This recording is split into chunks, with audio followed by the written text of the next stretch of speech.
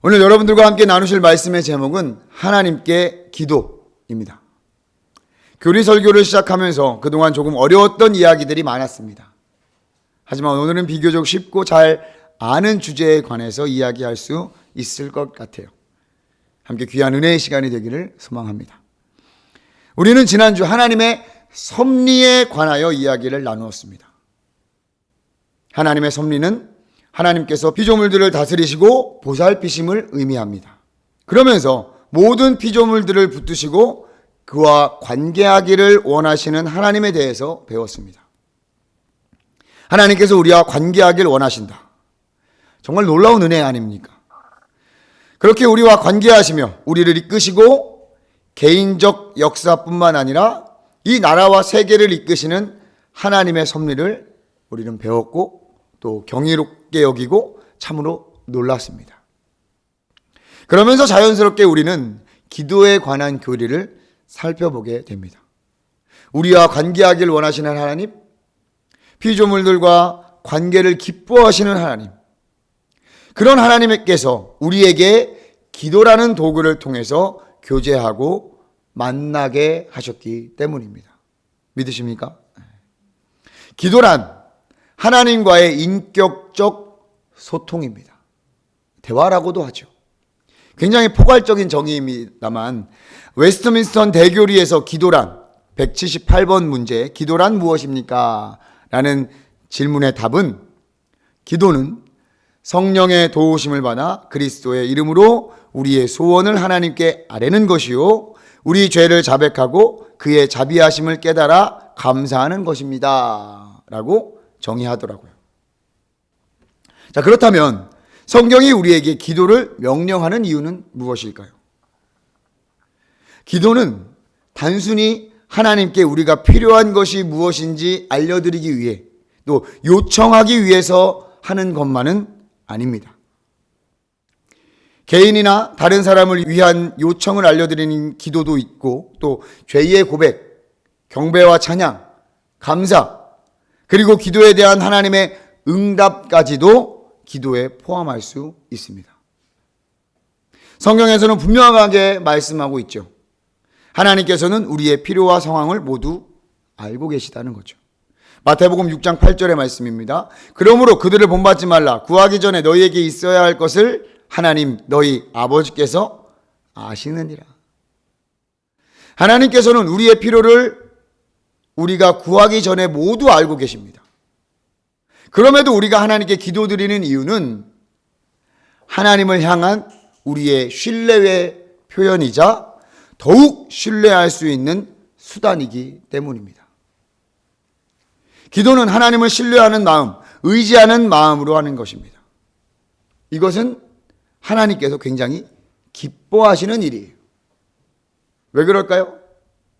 우리가 하나님께서 만드신 피조물이기 때문입니다. 창조주께서 만드신 피조물이 하나님을 신뢰하고 나를 만드신 하나님을 신뢰하고 의지하는 것은 당연한 관계겠죠. 가장 올바른 관계일 것입니다. 하나님께서 그것을 기뻐하신다는 거예요. 우리는 하나님을 신뢰하기 때문에 기도하는 것입니다. 주님 가르쳐 주신 기도에서 첫 시작이 어떻게 됩니까? 하늘에 계신 우리 아버지요. 이 말은 자비롭고 지혜로운 아버지가 되신 하나님을 의존하고 있는 것뿐만이 아니라 하늘에서 이 땅을 다스리고 계심을 인정하고 신뢰하는 고백인 것입니다.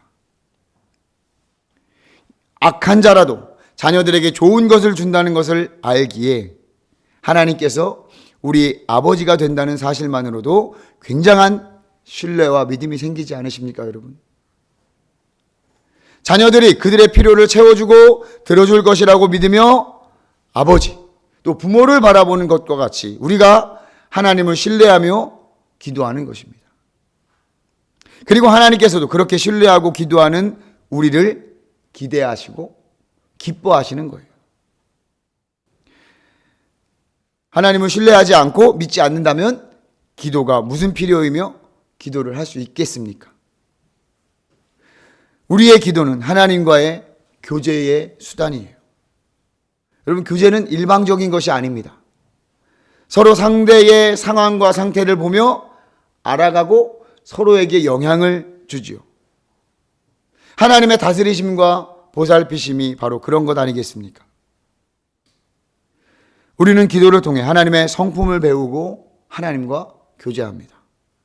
하나님께서는 우리와 함께하고자 하시는 하나님의 성품을 우리와 공유해 주셨다고 그랬어요.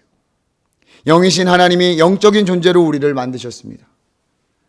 우리도 하나님과 같이 거룩하기를 원하셨고 의롭기를 원하시며 하나님을 사랑하듯 이웃 사랑하기를 원하셨습니다. 그리고 하나님의 신실하심을 따라 우리도 믿을 만한 자들이 되기를 원하시며 그의 성품을 우리와 공유해 주셨죠. 우리가 기도함으로 이러한 성품들을 배우고 하나님의 성품을 경험하며 교제하는 것입니다. 기도를 통해 이러한 경험, 교제, 배움을 하나님께서 기뻐하십니다.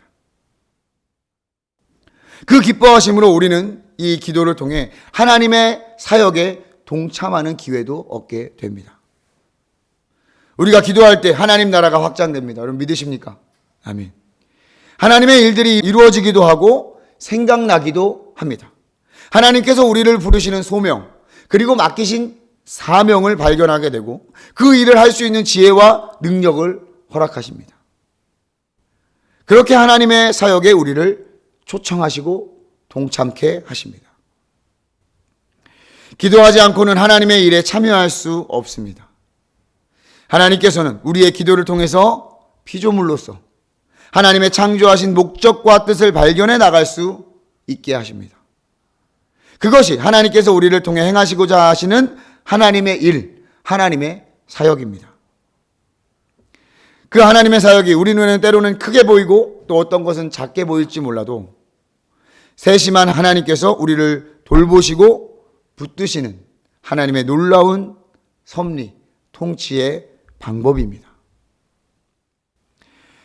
결국 하나님께서는 이러한 일들을 통해 하나님께 영광을 돌리는 일들을 이루어 가시는 거예요.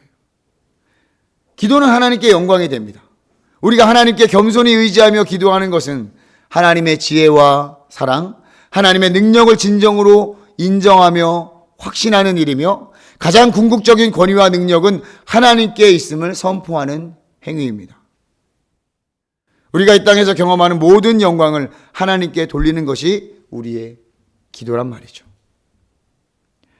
따라서 저와 여러분들은 하나님을 믿으니 기도하고 기도하더니 더 믿음이 생기며 하나님과 깊이 교제할 수 있게 되는 것입니다. 거룩하고 선한 순환이죠.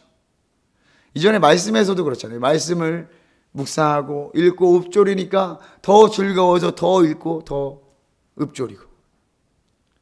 믿음이 작아도 기도할 수 있죠. 기도를 통해 하나님과 교제하며 하나님의 성품을 배웁니다. 그러면 우리의 믿음이 성장할 수밖에 없습니다. 성장한 자들은 하나님의 권위와 능력에 순복하며 다시 기도할 수밖에 없죠. 저와 여러분들은 어떻습니까? 어디에 계십니까? 그 거룩한 순환 가운데 계십니까? 기도하는 우리들이 염두에 둬야 될 것들이 있습니다. 마태복음에서 주님이 말씀하신 것처럼 주님은 우리의 모든 필요와 사정을 아십니다. 그리고 기도는 우리의 사정을 아뢰고 우리의 필요를 요청하는 것만은 아닙니다. 우리에게 하나님께로 향하는 일방적인 것이 아니라는 거죠. 우리에게서 하나님께로 향하는 일방적인 것이 아닙니다. 기도는 상호간의 작용, 하나님과의 교제라 했습니다. 따라서 기도하는 우리가 기억해야 할 가장 첫 번째는 하나님께서 응답하신다는 것입니다.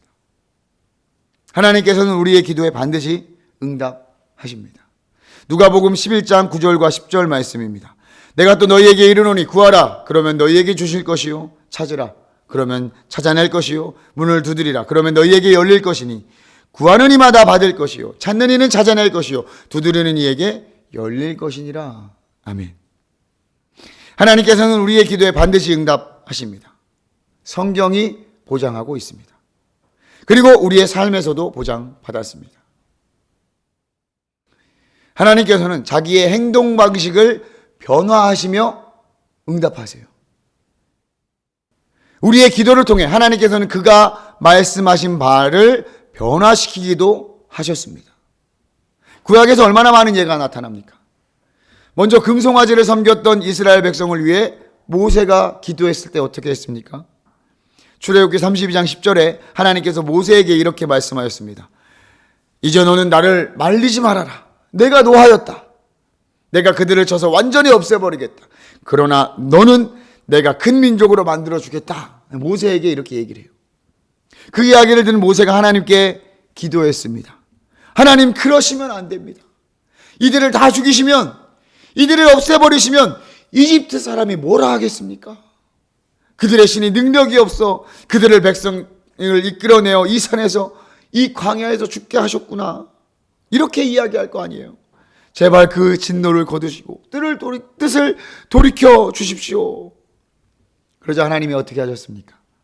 백성에게 내리겠다는 재앙을 거두셨습니다. 역대하 7장 14절의 말씀입니다. 내 이름으로 일컫는 내 백성이 그들의 악한 길에서 떠나 스스로 낮추고 기도하여 내 얼굴을 찾으면 내가 하늘에서 듣고 그들의 죄를 사하고 그들의 땅을 고칠지라. 아멘. 우리가 기도할 때 하나님께서는 그의 행동 방식을, 그의 계획을 변화시키기도 하십니다. 그러나 분명한 것은 하나님께서 하나님의 방식으로 응답하시는 거예요. 그 뜻을 바꾸실 수도 있지만 그 뜻을 바꾸지 않을 수도 있다는 거예요. 하나님은 우리의 생각과 지혜, 우리의 경험 너머에 계신 분이에요. 우리가 바라고, 우리가 계획하고, 우리가 계산한 것과 전혀 다르게 응답하실 수 있습니다. 그게 하나님의 지혜입니다. 하나님의 방법입니다. 때로는 우리가 받아들일 수 없기도 하죠. 부인하며 회피하기도 합니다. 그리고 때로는 그것이 응답이었는지도 모를 때도 있습니다. 응답이 된 것인지 안 된 것인지. 그런데 놀랍게도 우리의 신앙을 뒤돌아보면 하나님께서는 우리의 기도를 모두 응답하셨습니다. 그 응답이 모두 하나님의 선하신 뜻 안에서 이루어졌음을 보게 됩니다. 할렐루야. 그래서 우리는 또 기도하며 나아갈 수 있게 되는 것이죠. 성경에서 분명하게 말하고 있는 것 하나는 우리가 죄인이라는 거예요. 우리는 죄가 있고 하나님께서는 거룩하시기 때문에 우리 스스로 하나님의 임재 속에 들어갈 수 없습니다. 그렇기 때문에 우리와 하나님 가운데 중보자가 필요합니다. 그분이 누구입니까? 바로 예수 그리스도입니다. 그래서 우리의 기도는 예수 그리스도를 통해 가능한 것입니다. 하나님은 한 분이시요 또 하나님과 사람 사이의 중보자도 한 분이시니 곧 사람이신 그리스도 예수라. 아멘. 디모데전서 2장 5절의 말씀입니다. 예수 그리스도만이 하나님과 우리 사이의 유일한 중보자가 되십니다. 오늘 본문 말씀입니다. 다시 한번 읽어보겠습니다. 히브리서 4장 14절부터 16절입니다. 그러므로 우리에게 큰 대제사장이 계시니 승천하시니 곧 하나님의 아들 예수시라. 우리가 믿는 도리를 굳게 잡을지어다. 우리에게 있는 대제사장은 우리의 연약함을 동정하지 못하실 이가 아니요 모든 일에 우리와 똑같이 시험을 받으신 이로되 죄는 없으시니라. 그러므로 우리는 긍휼하심을 받고 때를 따라 돕는 은혜를 얻기 위하여 은혜의 보좌 앞에 담대히 나아갈 것이라. 아멘. 중보자 되신 예수님은 우리의 대제사장이 되셨습니다. 그분의 죽으심과 부활로 우리는 새 언약을 받고 더 이상 지성소 밖에 머무르지 않아도 되는 겁니다. 예수의 피를 힘입어 성소 안에 들어갈 수 있는 담력을 우리가 얻었습니다. 우리가 하나님께 나아갈 수 있는 근거가 바로 예수 그리스도예요. 그러므로 형제들아, 우리가 예수의 피를 힘입어 성소에 들어갈 담력을 얻었나니. 히브리서 10장 19절 말씀입니다. 그래서 우리가 예수님 이름으로 기도하는 거예요. 예수님께서는 요한복음에서 내 이름을 반복하며 기도에 관해서 가르쳐 주셨습니다. 요한복음 14장 13절과 14절에는 너희가 내 이름으로 무엇을 구하든지 내가 행하리니 내 이름으로 무엇인지 내게 구하면 내가 행하리라. 요한복음 15장에서는 너희가 나를 택한 것이 아니요 내가 너희를 택하여 세웠나니 이는 너희로 가서 열매를 맺게 하고 또 너희 열매가 항상 있게 하여 내 이름으로 아버지께 무엇을 구하든지 다 받게 하려 함이라. 아멘. 이렇게 말씀을 하셨습니다. 이 가르침은 무엇인지 구할 때마다 기도 뒤에 예수님의 이름으로 라는 말을 붙이면 내가 이루어 주겠다 라고 말씀하는 것이 아닙니다. 오해하시면 안 돼요. 실제로 성경에서는 기도 끝에 예수님 이름으로 기도합니다 라고 하는 것은 사실은 성경에 나와 있지 않죠. 이러한 가르침과 기도의 방식은 어떠한 공식이나 주문이 아닙니다. 주문서가 아니에요. 마법의 주문 그런 게 아니에요. 예수님 이름으로 기도한다는 것은 예수님의 그 대제사장, 중보자 되는 그 권위로 기도한다는 거예요. 예수 그리스도의 권위를 가지고 기도하는 거예요. 이해가 되십니까, 여러분? 자, 사도행전 3장에서 여러분 잘 아시는 말씀이에요. 우리가 아까 찬송에도 나왔지만 베드로가 성전 미문에서 구걸하는 안진뱅이에게 무엇이라고 말합니까? 은과 금은 내게 없거니와 내게 있는 이것으로 내게 주노니 나사렛 예수 그리스도의 이름으로 일어나 걸으라. 이것은 베드로가 명령을 하지만 베드로의 능력과 권위가 아닌 예수 그리스도의 권위와 능력으로 말하는 거예요. 또한 예수 그리스도의 부활을 전하는 제자들에게 사내들인 공의회는 제자들에게 이렇게 묻습니다. 너희가 무슨 권세와 누구의 이름으로 이 일을 행하느냐? 도대체 누구의 이름으로 이 일을 행하는 거냐? 예수 그리스도의 이름으로 기도한다는 것은 우리를 위한 우리의 중보자 예수 그리스도의 권위를 가지고 기도하는 거예요. 우리와 하나님 사이의 유일한 중보자 예수 그리스도, 그분의 권위와 사역에 근거하여 기도하는 것을 의미합니다. 우리가 물론 공식처럼 또 아이들한테 가르칠 때 예수님의 이름으로 기도합니다 라를 끝에 붙여라 라고 우리가 배워왔고 그렇게 가르치고 있지만 그 본래의 뜻은 이렇다는 거예요. 신학자 웨인 그루뎀은 이렇게 이야기도 합니다.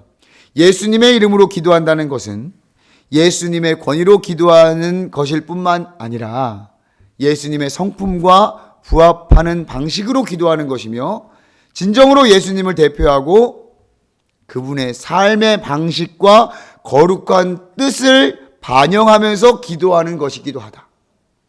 이런 의미에서 예수님의 이름으로 기도한다는 것은 그의 뜻을 따라 기도하는 것과 같다고도 할 수 있다. 저는 이 말에 납득이 가더라고요. 우리의 기도는 유일하신 우리의 중보자 예수 그리스도의 권위와 성품, 그의 중보 사역에 의지하여 기도하는 거예요. 그러니 하나님께서 들으시겠습니까? 안 들으시겠습니까? 그러면서 이제 웨인 그루뎀은 이렇게 또 이야기하더라고요. 그래서 예수님의 이름으로 기도합니다. 이런 것을 이렇게 주문처럼 끝에 붙이는 것도 조금 조심할 필요가 있다. 꼭 그렇게 하지 않아도 우리의 기도를 들으신다. 그러나 이제 기도할 때 우리의 중보자 되신 예수님을 의지하여 기도합니다. 이렇게 기도하는 것도 좋은 방법이 되지 않을까. 이런 제안도 하더라고요. 자, 어쨌든 기도는 예수님을 통해서 예수님의 권위와 사역을 통해서 이루어짐을 우리는 배웠습니다. 그럼 이제 어떻게 우리가 기도하면 될까요? 우리가 무엇을 구하면 될까요? 이렇게 우리가 기도 한번 해봅시다. 먼저 하나님의 뜻에 따라 기도해 봅시다. 하나님의 뜻에 따라. 여러분 주님 가르쳐주신 기도에 뭐라고 기도합니까? 뜻이 하늘에서 이루어진 것 같이 땅에서도 이루어지이다. 마태복음 6장 10절입니다. 하나님의 말씀이 하나님의 뜻을 나타내요. 하나님께서는 말씀을 통해 하나님을 나타내셨다고 했습니다. 그분의 뜻과 계획이 이 성경에 들어 있습니다. 그렇기 때문에 성경에 대한 우리의 지식은 기도에 큰 도움이 될 뿐만 아니라 기도의 본이 될 수 있는 거예요. 기도의 예가 될 수 있는 거예요. 주님께서도 일찍이 이 사실을 가르쳐 주셨습니다. 너희가 내 안에 거하고 내 말이 너희 안에 거하면 무엇이든지 원하는 대로 구하라. 그리하면 이루리라. 요한복음 15장 7절입니다. 자, 성경을 읽고 암송함으로써 우리의 신앙을 단련해 나간다면 우리의 기도는 더 깊고 강력해지며 또 지혜롭게 구할 수 있게 되는 것입니다. 또한 성경의 구체적인 약속이나 명령을 따라 기도할 때에는 하나님께서 우리의 기도를 응답하실 수밖에 없죠. 하나님께서 말씀하신 것이니까. 그래서 사실 이 기도와 말씀은 함께 가야 돼요. 기도만 해서도 안 되고 말씀만 해도 안 되고. 그런데 우리의 인생 가운데에는 이 성경에 나오지도 않는 일들이 수두룩합니다. 그렇기 때문에 하나님의 뜻이 무엇인지 모를 수도 있어요. 어떤 직업을 택해야 되는지, 이 길로 가는 게 맞는지, 이 방향으로 가는 거 맞는지, 이것을 해야 되는지, 말아야 되는지. 때로는 개인적이고 하찮은 것 같지만 또 엄청 중요한 사항들에서도 하나님의 뜻이 뭘까? 하나님의 뜻을 알지 못하는 일도 있습니다. 그럴 때는 어떻게 해야 할까요? 기도해야죠. 하나님께 지혜를 구하며 기도해야 합니다. 너희 중에 누구든지 지혜가 부족하거든 모든 사람에게 후히 주시고 꾸짖지 아니하시는 하나님께 구하라. 그리하면 주시리라. 우리에게 허락하신 지혜와 지식 속에서 가장 최선인 것처럼 보이는 것을 주님께 아뢰면서 기도하십시오. 그러면서 반드시 잊지 말아야 할 것은 예수님께서 본을 보여주신 겟세마네 동산의 기도예요. 나에게 허락하신 지혜와 지식 속에서 이것이 가장 선하게 보이기 때문에 하나님 이런 것들을 하나님께 아뢰입니다. 그러나 나의 원대로 마시옵고 아버지의 원대로 하옵소서. 할렐루야. 그러니 우리도 이제 믿음으로 기도해야 합니다. 믿음으로 기도해야 합니다. 아까도 말씀을 드렸지만 무엇보다도 응답하심을 믿어야 돼요. 반드시 응답하십니다. 예스든 노든 기다려라든지 또 때로는 하나님께서 침묵으로 응답하십니다. 그러면 여러분 어떻게 해야 될까요? 기다릴 줄도 알아야 합니다. 하나님께서 우리의 기도에 응답하신다는 믿음을 가지고 기다리며 기도할 수 있어야 합니다. 사실 이 부분도 우리에게 믿음이 있어야 가능한 것이죠. 그 믿음은 또 어디서 옵니까? 참된 믿음은 오직 하나님만 줄 수 있다는 사실을 잊지 마십시오. 하나님의 은혜입니다. 이미 받은 것으로 믿으라 라고 말씀하시는 주님의 뜻은 기도를 통해 하나님과 인격적 교제 가운데 하나님께서 확신을 주신다는 것을 의미합니다. 바로 응답해 주시는 일도 있겠지만 일정한 기도의 시간을 보내며 하나님께서 주시는 확신을 기다리는 것 또한 기도의 일부인 것입니다. 그래서 우리는 계속해서 믿음을 가지고 기도에 나아갈 수 있어야 하는 것입니다. 더불어 우리는 말씀에 순종하며 기도해 봐야 합니다. 여러 말씀들이 있죠. 그 가운데 우리에게 명령하신 말씀을 순종합시다. 우리가 행할 수 있는 것들, 또 우리가 순종할 수 있는 것들부터 순종하면서 기도해 보자고요. 마태복음 6장 12절, 또 요한 1서 1장 9절. 우리의 죄를 고백하면서 그리고 용서하며 기도해 보는 거예요. 하나님께서 그렇게 말씀하셨잖아요. 하나님 앞에 우리의 죄를 고백합시다. 때로는 하나님의 인도하심 가운데 공동체 안에서 혹은 신뢰할 만한 동역자 앞에서 자신의 죄를 고백하며 기도할 수 있어야 합니다. 하나님께서 끊임없이 우리와의 관계를 회복시키기를 원하세요. 하나님께서는. 그런 의미에서 하나님은 우리를 용서하시죠. 우리의 죄를 고백할 때 말이죠. 놀랍게도 우리가 기도하며 하나님의 응답을 기다릴 때 우리가 고백하고 회개해야 할 죄들을 생각나게도 하십니다. 그리고 여지없이 우리의 죄를 고백하게 하시고 용서하게 하시죠. 만일 우리가 우리 죄를 자백하면 그는 미쁘시고 의로우사 우리 죄를 사하시며 우리를 모든 불의에서 깨끗하게 하실 것이요. 주님이 가르쳐 주신 기도에서도 우리의 죄를 용서해 달라고 기도하죠. 주님이 가르쳐 주신 기도, 우리가 우리에게 죄 지은 자를 사하여 준 것 같이. 마태복음 6장 14절과 15절은 이렇게 또 말씀하셨습니다. 너희가 사람의 잘못을 용서하면 너희 하늘 아버지께서도 너희 잘못을 용서하시려니와 너희가 사람의 잘못을 용서하지 아니하면 너희 아버지께서도 너희 잘못을 용서하지 아니하시리라. 기도는 뭐라고 했습니까? 교제라고 했습니다. 인격적 교제, 관계를 의미하기 때문에 용서한다는 것은 굉장히 기본적인 일이기도 하죠. 용서가 이루어지지 않는다면 어떻게 관계가 되고 교제가 되며 기도가 되겠습니까? 우리의 죄를 고백하고 용서하며 기도를 해봅시다. 이에 더해서 겸손하게 기도하며 감사와 찬송으로 기도해 봅시다. 하나님께서는 교만한 자를 물리치신다고 말씀하셨습니다. 겸손한 자에게 은혜를 주십니다. 하나님 앞에 겸손하게 나아가는 것이 여러분 기본입니다. 겸손하지만 당당하게. 바리새인과 세리의 기도를 여러분 생각해 보십시오. 누가복음 18장에서 누가 기도의 응답을 받았겠습니까? 우리의 기도가 응답받기 위해서는 다른 사람들은 물론 하나님께도 반드시 겸손한 마음으로 나아갈 수 있어야 합니다. 우리의 찬송과 감사, 이 행위도 우리는 기도라 할 수 있습니다. 기도의 중요한 부분입니다. 주님이 가르쳐 주신 기도의 처음을 어떻게 시작합니까? 이름이 거룩히 여김을 받으시오며. 이것이 찬송이에요. 찬양이에요. 기도에 관한 가장 유명한 구절인 빌립보서 4장 6절. 아무것도 염려하지 말고 다만 모든 일에 기도와 간구로 너희 구할 것을 감사함으로 하나님께 아뢰라. 할렐루야. 감사와 찬송은 기도의 또 다른 형태입니다. 감사합시다. 찬송합시다. 이것은 어쩌면 기도합시다의 또 다른 표현일 것입니다. 항상 기뻐하라, 쉬지 말고 기도하라.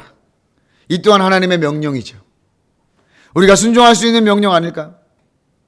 하나님을 기뻐하며 기도하는 것, 우리가 순종할 수 있습니다. 물론 기도의 응답이 더딜 때, 기도가 응답되지 않는 것처럼 보일 때도 있을 겁니다. 그럴 때 기뻐할 수 없고 기도하지 못하는 경우도 대부분이죠. 그러나 낙심하지 마십시오. 하나님의 때가 분명히 있습니다. 때가 참에 하나님께서 응답하실 때가 있습니다.